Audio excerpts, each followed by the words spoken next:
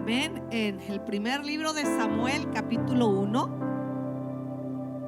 Primer libro de Samuel, capítulo 1. Voy a leer el versículo 19.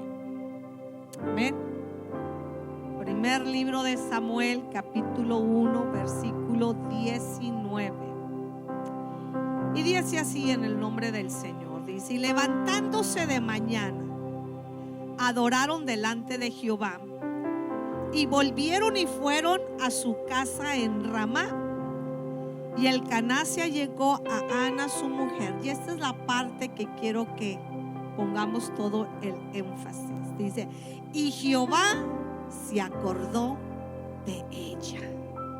Y Jehová se acordó de ella. Yo en esta hora traigo como tema: Jehová se acordó de mí. Jehová se acordó de usted. Jehová se acordó de nosotros. Amén. Vamos a orar. Padre, en esta tarde te adoramos, Jesús, y te hemos entregado nuestro corazón a través de la alabanza. Ahora te pedimos que tú vengas a entregarnos tu palabra a través, Señor, de la predicación. Padre celestial, usa mi vida como un vaso, pero tú eres el que haces la obra en cada uno de nuestras vidas y de nuestros corazones. Padre, bendigo a tu iglesia y declaro que esta palabra, Dios, cae en buena tierra, que es nuestros corazones, en el nombre de Cristo Jesús. Amén y amén. Gracias a Dios. Pueden ocupar sus lugares. Yo no sé cuántos, en medio de alguna crisis que hemos pasado, hemos sentido como que de repente estamos orando por alguna petición, por alguna necesidad, y de repente como que sentimos que Dios se ha olvidado de nosotros. No sé cuántos se han sentido así. ¿Alguien se ha sentido o nada más yo? A lo mejor nada más yo me he sentido. Yo creo que de repente cuando nos encontramos en ciertas crisis nos sentimos así, como que: Señor, ¿te has olvidado de mí? ¿Qué pasó? ¿Qué he hecho? ¿Qué pasó? ¿No? Y mire, cuando pensamos así, nuestra mente humana piensa de esa manera. Tenemos que irnos a un texto que Dios realmente nos dice todo lo contrario, ¿verdad?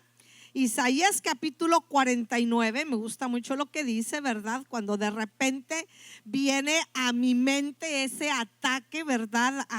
De mi carne o mi desesperación o de la crisis. Vaya conmigo, Isaías 49, versículo 15 y 16, ¿ok? Y quiero dejárselo porque yo creo que todos pasamos por esos momentos de decirle a Dios: Señor, ¿será que te has olvidado de mí? Pero mire lo que dice Isaías 49, 15. Dice: ¿se olvidará la mujer de lo que dio a luz? Dice: para dejar de compadecerse del hijo del vientre. Dice: aunque olvide ella, yo nunca me olvidaré de ti. O sea que nos habla y nos dice: si una mujer, ¿verdad? Si una mujer que ha dado a luz no se olvida de su hijo, aunque bueno, hay casos, ¿verdad?, que se ven y esos casos cuando se llegan a ver, oiga, pues muchas veces los llegamos a ver en noticias, ¿verdad? Porque son casos de asombro, ¿no? Pero la Biblia dice, o Dios dice en su palabra: pero si así fuera, si aún la mujer no se olvida, pero si se llegase a olvidar, dice su palabra, aunque olvide ella, yo nunca me olvidaré de ti. Entonces aquí tenemos, hermano, que sabe que Dios dice que Dios no se va a olvidar de nosotros. Amén. Versículo 16 dice: he aquí te tengo, en las palmas de mis manos te tengo esculpida, delante de mí están todos tus muros. Así es que tremendo, ¿no? En la palma, dice Dios, en la palma te tengo escrita. Allí Dios nos tiene, ¿verdad? Entonces quiero regresar a la vida de esta mujer llamada Ana, porque oiga, esta mujer está viviendo una gran crisis en este momento, ¿no? En este momento está viviendo una gran crisis. ¿Por qué? Porque el no tener hijos le producía a ella una crisis emocional. Ella deseaba tener hijos. En aquel entonces, ¿verdad?, el hombre podía bíblicamente tener otras mujeres. Y el Cana, que era su esposo, tenía, ¿verdad?, su otra mujer llamada Penina. Y Penina tenía sus hijos, pero Ana no tenía hijos. Y no solamente el hecho que no tenía hijos, sino que esto se le llegó a convertir en una gran crisis emocional para Ana. ¿Por qué? Porque la Biblia nos dice en estos pasajes que mire, su rival, que era lo que hacía, la hacía enojar. O sea, hacerla enojar, yo me imagino que le presumía: mira, yo sí tengo hijos, tú no tienes hijos. Tal vez, ¿verdad?, se burlaba de ella, le provocaba que esta mujer estuviera irritada. Aparte de eso, también nos dice que la ponía triste. Aparte de eso, nos dice que Ana había entrado en una depresión. ¿Por qué? Porque la ley dice que no comía y solamente estaba llorando. Y Ana se presenta, ¿verdad?, como una persona con una amargura en su alma. Entonces imagínense la situación que estaba viviendo Ana. O sea, Ana estaba viviendo enojo, tristeza, depresión, amargura. ¿Cómo estaba su vida emocionalmente? Pero ¿sabe qué? En medio de todas estas emociones que estamos hablando, ¿sabe qué dice que Ana hizo? Tomó la mejor decisión. Porque mire, Ana podía quedarse con su ira, Ana podía quedarse con su enojo, Ana podía quedarse con su amargura, pero un día Ana decide llevar todas esas emociones, hermano, que nos hacen mal. Porque cuando nos encontramos en la depresión y ahí lo tenemos y ahí lo guardamos, finalmente la depresión nos va a llevar a un punto fatal de nuestras vidas. La tristeza, el enojo, la amargura. Pero Ana, con todas estas emociones, ¿sabe qué es lo que dice la Biblia? Que va y hace, se presenta ante Dios en el templo. Y allí, ¿verdad?, me imagino que Ana en este momento le está expresando: Señor, me siento así, me siento así, ay, mira lo que me hace Penina, y me entiende. Allí Ana descargaba, ¿verdad?, todos sus sentimientos. Pero en medio de esta oración que Ana hace, me gusta el versículo, capítulo 1, versículo 11, porque es una oración muy especial. Mire, en medio de esta oración dice el versículo 11: e hizo voto diciendo: Jehová de los ejércitos, si te dignares a mirar a la aflicción de tu sierva, y mire lo que dice, y te acordaras de mí, te acordaras de mí. Y le sigue diciendo: y no te olvidaras de tu sierva. Le digo que muchas veces uno se siente así, ¿verdad? En medio de la crisis se siente como que: Señor, te has olvidado de mí, ¿verdad? Y Ana le dice eso: te acordares de mí y no te olvidares de tu sierva, sino que dieras a tu siervo un hijo varón. Yo lo dedicaría a Jehová todos los días de su vida y no pasará navaja sobre su cabeza. Le quiero decir en qué consistía esta oración. Número 1, Ana le está diciendo que se acordara. Y número 2, hermano, todavía no lo tiene y ella ya lo dedicó a Dios, ella ya lo entregó a Dios.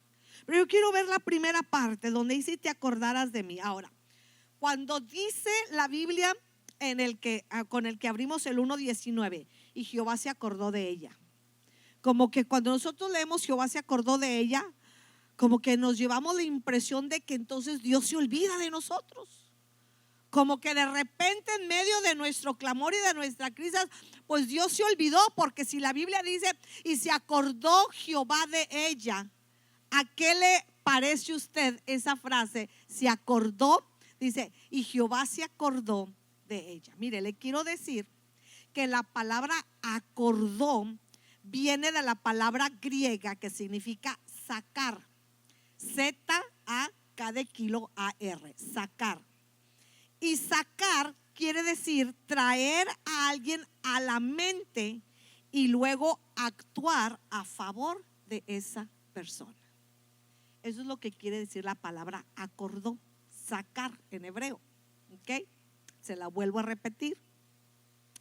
Traer a alguien a la mente y luego actuar a favor de ella. En otras palabras, lo que le estaba diciendo Ana es cuando le dice, y te acordares de mí, lo que le está diciendo Ana. Y cuando Dios le dice, y se acordó Jehová de ella, quiere decir, ¿sabes qué? Voy a actuar a tu favor. No que Dios se le haya olvidado, porque Isaías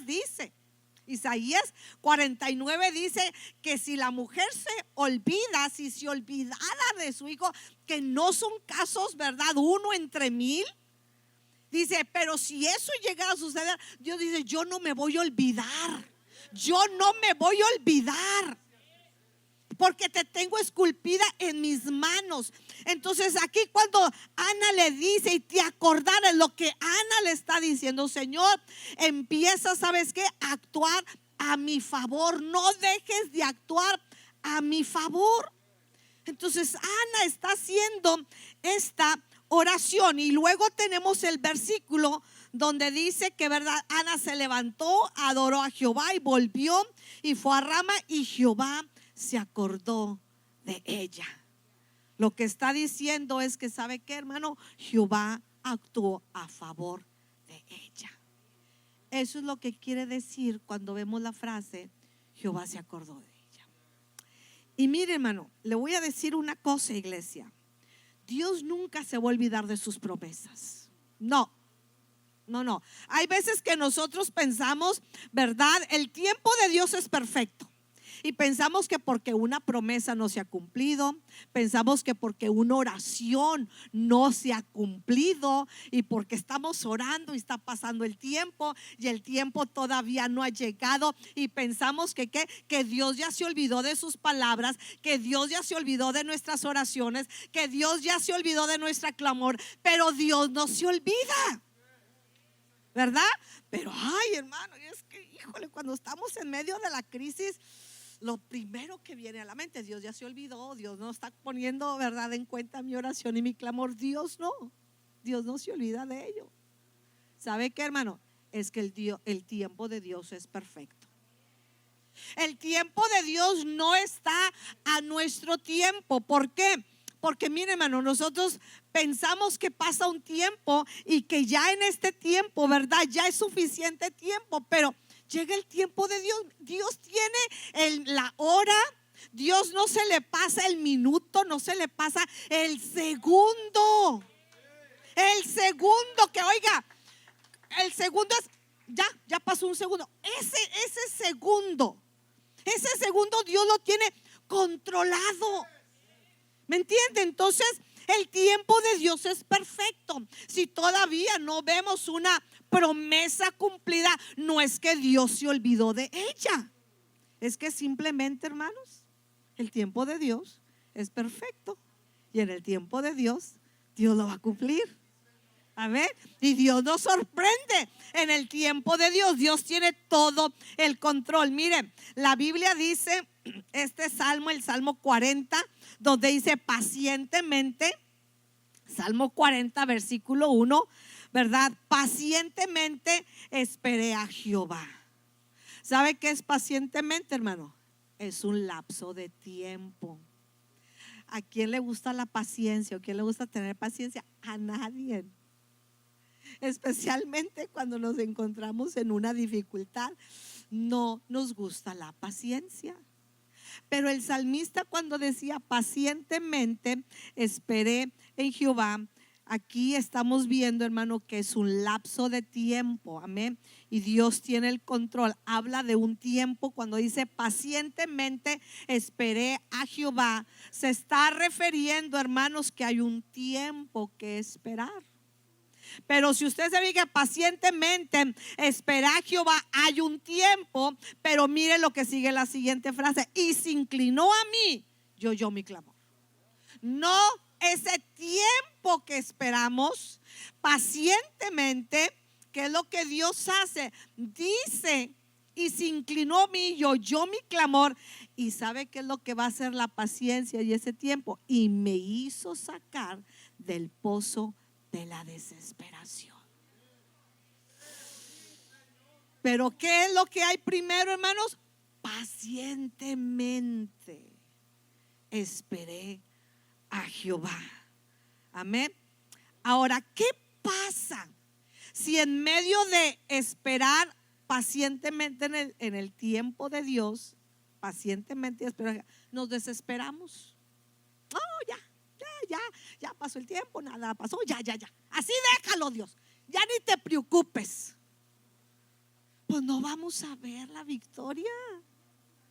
Porque la Biblia dice pacientemente esperé a Jehová. Aquí estoy, Señor, todavía no viene, pero estoy esperando pacientemente. Ay, hermano, qué difícil es tener paciencia en medio de la crisis. Porque en medio de la crisis, hermano, queremos el milagro, pero ya, Señor, me está calando esto ya. Pero el salmista decía, pacientemente esperé a Jehová.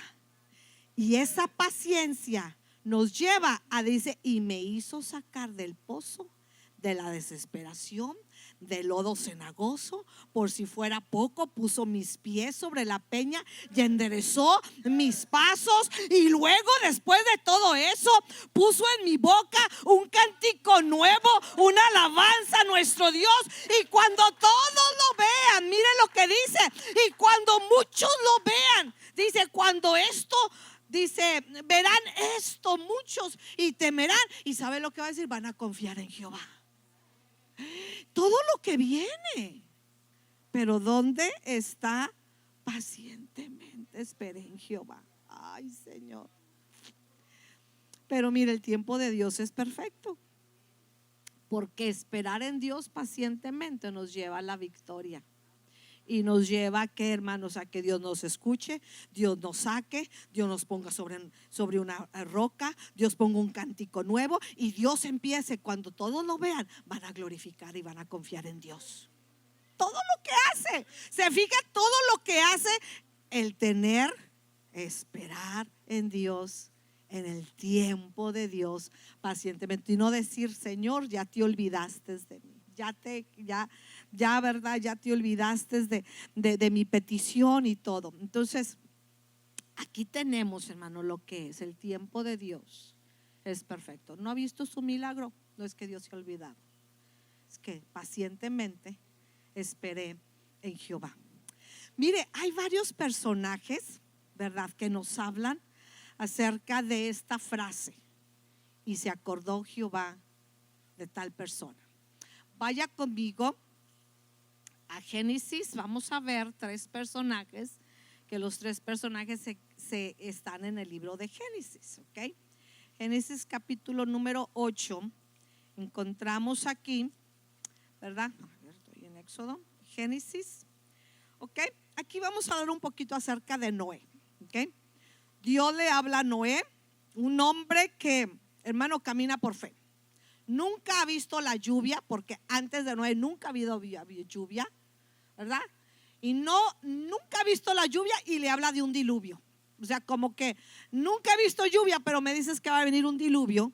Entonces, ¿sabe qué? Noé le obedeció, porque todavía si Noé estuviera acostumbrado a ver lo que es lluvia, bueno, todavía él supiera, ¿verdad? Pero Noé simplemente, hermano, le obedece. Le dice, construye un arca. Se lleva cerca de 100 años o alrededor de 100 años para construir el arca. Y luego después se sube en el arca, hermanos. Dura un año exactamente dentro del arca. Pero en el capítulo 8, versículo 1, después de que ha venido, después de que todas las fuentes, hermano, han ¿verdad? Porque la gente no quería creer, no quería aceptar.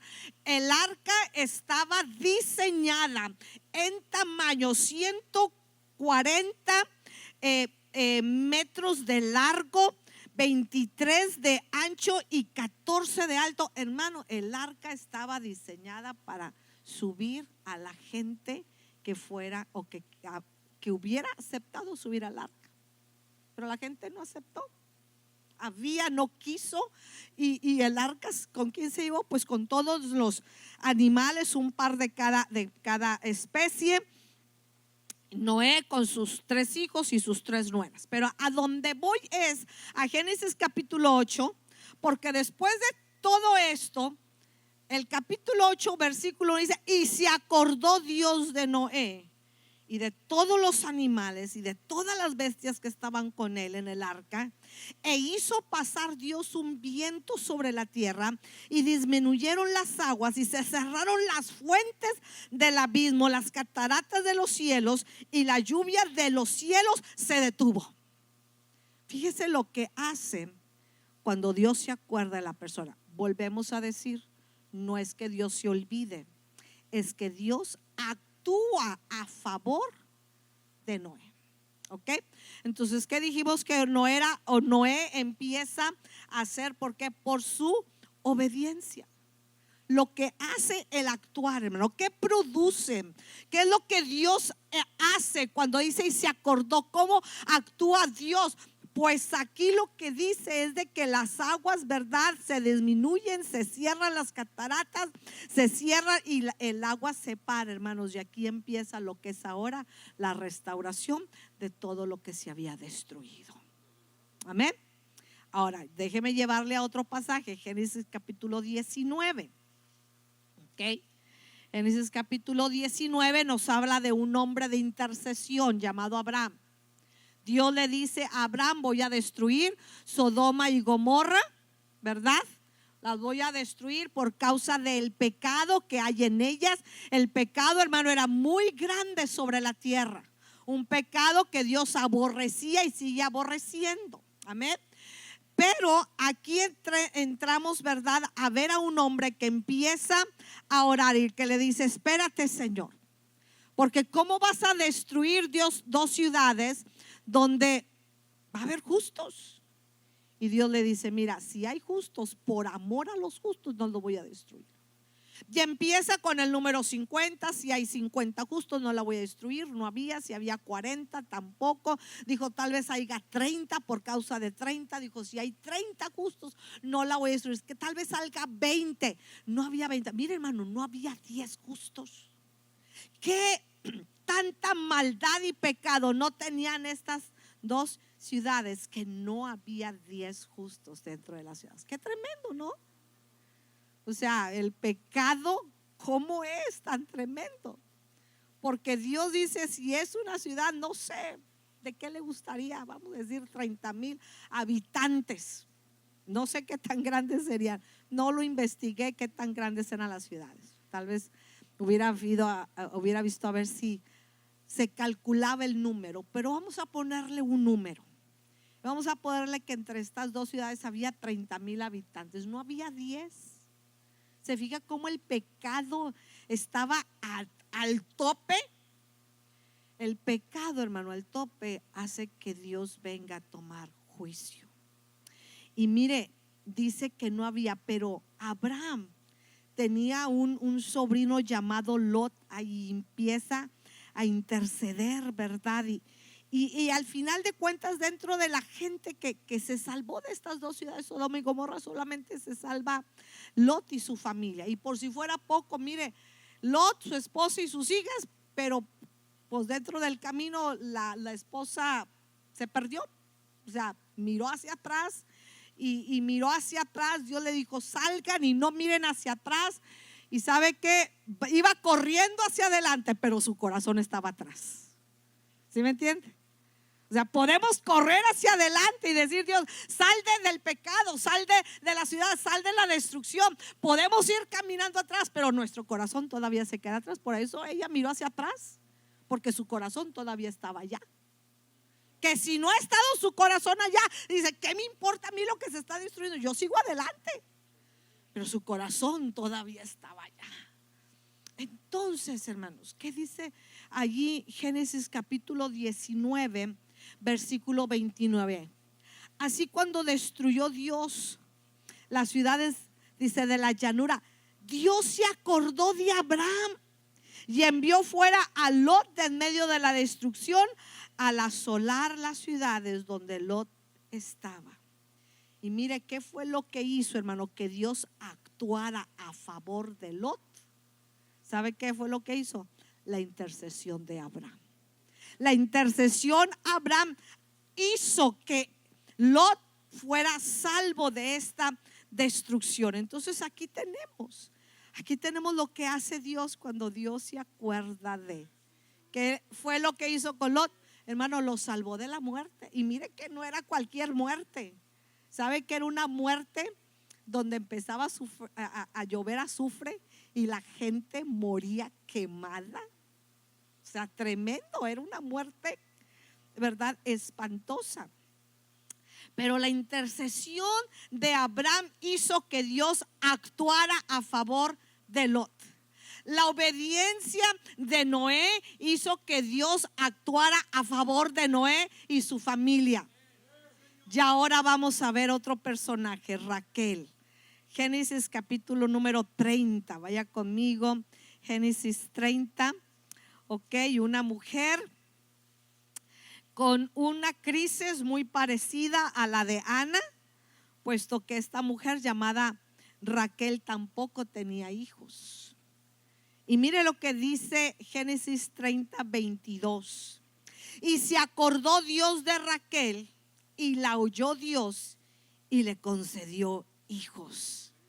Y concibió y dio a luz un hijo. Y dijo: Dios ha quitado mi afrenta. Mire lo que hace cuando Dios se acuerda. En otras palabras, cuando Dios actúa a favor de. Porque mire, déjeme decirle que esta mujer llamada Raquel, cuando dice Dios ha quitado mi afrenta, ¿sabe qué era la afrenta, hermano? Dios ha quitado mi vergüenza.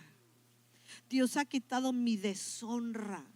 Le voy a decir por qué. Porque dentro del pueblo judío, cuando una mujer no tenía hijos, era por causa o causaba, más bien, déjeme decirle, causaba una vergüenza. Las mujeres eran vituperadas, ¿verdad? Ahí lo tenemos con Ana. Ana era vituperada. Ana la irritaba Penina, su rival. O sea, eso era lo que había dentro. No era como que, ay, pobrecita, pues mira, al rato te llega. No, una mujer que no tenía, una mujer estéril, era vituperada. Entonces Raquel, hermanos, imagínense, Raquel tiene un esposo llamado Jacob y tiene una rival que era su hermana llamada Lea. Tiene dos concubinas su esposo llamada Silpa y llamada Bila. Imagínense a Raquel. Ahora, Jacob, hermano, amaba a Raquel. Oiga, ¿cómo no le iba a amar si 14 años había trabajado por ella? Imagínense, 14 años para obtenerla. ¿Cómo no le iba a amar? Dice que le parecía como un día. Pero mire a Raquel, imagínense viendo a Raquel. Oiga, pues ya Lea tuvo un hijo, ya tuvo 2, ya tuvo 3, ya tuvo 4 y yo nada. Y ya la concubina Silpa ya tuvo 1, ya tuvo 2 y yo nada. Oiga, Bila ya tuvo 1, ya tuvo 2 y yo nada. Otra vez Lea está teniendo 1, está teniendo 2 y yo nada. Ya tuvo 10, ya tuvo 11. Por 10 varones y una mujer llamada Dina, ya tuvo 11. Imagínense a Raquel viendo a Lea, a Silpa, a Bila y ella nada. ¿Cuántos años pasaron? No lo sabemos, hermano. La Biblia no nos dice, pero ¿sabe qué? Sin duda, cada vez que una de estas mujeres tenía hijos de su marido, y volvemos a decir, ¿verdad? Porque uno dice, ay, ¿cómo, verdad? No era adulterio, era algo que se llevaba a cabo. Ya en el Nuevo Testamento para acá, ahora sí, ¿verdad? Ya es adulterio. Pero en el Antiguo Testamento así era. El hombre tenía, ¿verdad? Y tenía 4 mujeres. Las 3 mujeres están teniendo hijos. Pero Raquel está en qué? En una gran angustia, en una gran dolor. Y si nosotros vemos, ¿verdad? Todo lo que es el capítulo 29, todo lo que es el capítulo 30, ¿verdad? Se lo dejo de tarea, ¿verdad? El anhelo de Raquel. Pero llega un momento donde, ¿sabe qué, hermanos? La súplica, el clamor de Raquel. ¿Qué es lo que hace? Mire lo que hace esa súplica hizo, donde dice la Biblia, dice, y se acordó Dios de Raquel y la oyó y le concedió hijos. Wow, y no cualquier hijo, hermano. Oiga, Raquel fue la que tuvo al hombre que gobernó toda la tierra llamado José. José, hermano, fue el hombre que dirigió verdad y le alimentó a todos sus. Era un José que sacó al pueblo de Israel adelante en medio de un hombre. No tuvo cualquier hijo. El libro de Génesis, hermano, nos habla de la vida de José más que de cualquier otro personaje, desde el capítulo 39 hasta el 50. Si de alguien se habló la historia, fue de José. No encontramos mucha historia de Judá, de Leví, de Zablón, de Benjamín, pero de José. ¿Hijo de quién? De una mujer que Dios se acordó de ella en medio de su súplica y le concedió hijos y le quitó. Y sabe que a mí me gusta esta parte, porque cuando Dios se acordó de ella, dice el versículo 23, y concibió y dio a luz un hijo, y dijo: Dios ha quitado mi afrenta, Dios ha quitado mi vergüenza. Aquellas que se burlaban, aquellas que me vituperaban, aquellas mujeres que me apuntaban, aquellos que me decían de cosas, oh, Dios lo ha quitado. ¿Por qué? Porque Dios se acordó de ella, actuó a su favor. Cuando Dios se acuerda, hermanos, cuando Dios actúa a favor de nosotros, qué cosas poderosas nos suceden, poderosísimas. Amén. Tenemos, verdad, la vida de que cada uno, cuando dice y Dios se acordó de ellos, vemos que entonces Dios empieza a hacer cosas poderosas. Por eso en esta noche yo le puedo decir con toda seguridad, hermanos, Dios no se ha olvidado de nosotros. Aunque la crisis se vea cada día más difícil, Dios no se ha olvidado de nosotros. Aunque el problema se vea más difícil y aunque nuestras oraciones tal parece que no están siendo contestadas y que nada se está moviendo, Dios no se ha olvidado de nosotros. Cuando Dios dice: me acordé de tal persona, es que Dios dice: este es mi tiempo perfecto para hacer las cosas. Este es mi tiempo perfecto. ¿Qué pasa cuando Dios se acuerda de nosotros? Oiga, nuestras lágrimas se convierten en alegría. Nuestro lamento se convierte en baile, decía el salmista. Oh, cuando Dios se acuerda de nosotros, nuestras derrotas se convierten en victorias. Cuando Dios se acuerda de nosotros, nuestras enfermedades se convierten en milagros. Porque Dios no se ha olvidado de nosotros. Dios actúa a favor de nosotros. Termino con este salmo. Salmo 106. Vaya conmigo al Salmo 106, versículo 4. Salmo 106, versículo 4, dice la palabra.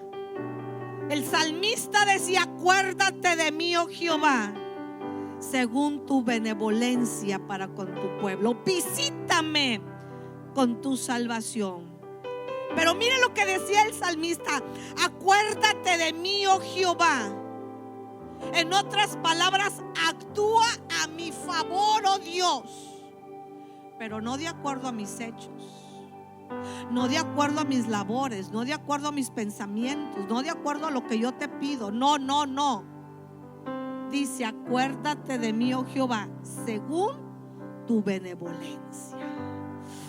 Oh, que la benevolencia de Dios, hermano, es la bondad de Dios, es la fidelidad de Dios, hermano. La benevolencia de Dios es el favor de Dios, es la gracia de Dios.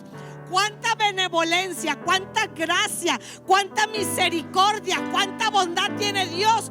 Oiga, por eso es que el salmista no le decía, pues acuérdate de mí. No, el salmista no nada más. El salmista no le decía: Señor, actúa a mi favor, porque eso es el acordarse. Acuérdese que el acordarse no quiere decir que Dios se olvidó. El acordarse quiere decir que Dios actúa a nuestro favor. Pero el salmista, me gusta esta parte, hermanos, porque cuando el salmista se podía decir, ¿verdad? Y Dios de las otras personas decía, y se acordó Jehová de Ana, y se acordó Jehová de... Pero el salmista iba más allá. El salmista iba y le decía, acuérdate de mí, oh Jehová, pero de acuerdo a tu benevolencia, porque tu benevolencia, porque tu bondad no tiene límites. Porque si tú actúas a mi favor, lo que vas a actuar a mi favor es sin límites, es grandioso, es majestuoso. Por eso es que él agregaba y decía, Señor, acuérdate, Jehová, acuérdate de mí, pero porque tu benevolencia es grande, tu bondad es grande. Eso es lo que yo quiero. Yo en esta tarde, hermanos, ¿cuántos necesitamos decirle al Señor, Señor, acuérdate de mí? No te has olvidado, pero tengo que esperar pacientemente, porque tu tiempo, Señor, es perfecto. Me he desesperado muchas veces. Claro, somos humanos.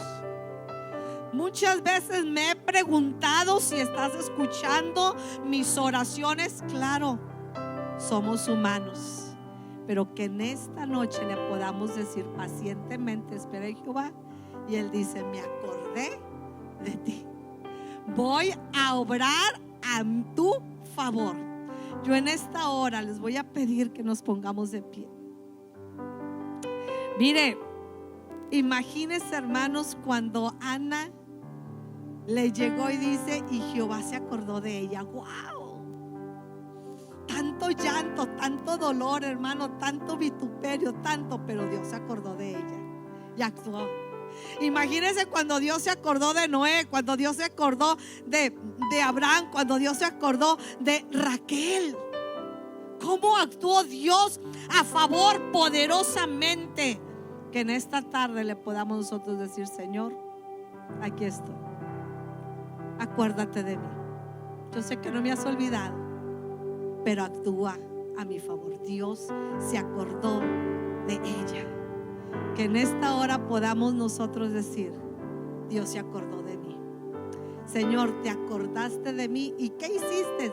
Hiciste cosas no de acuerdo a lo que yo pienso o a lo que yo quiero.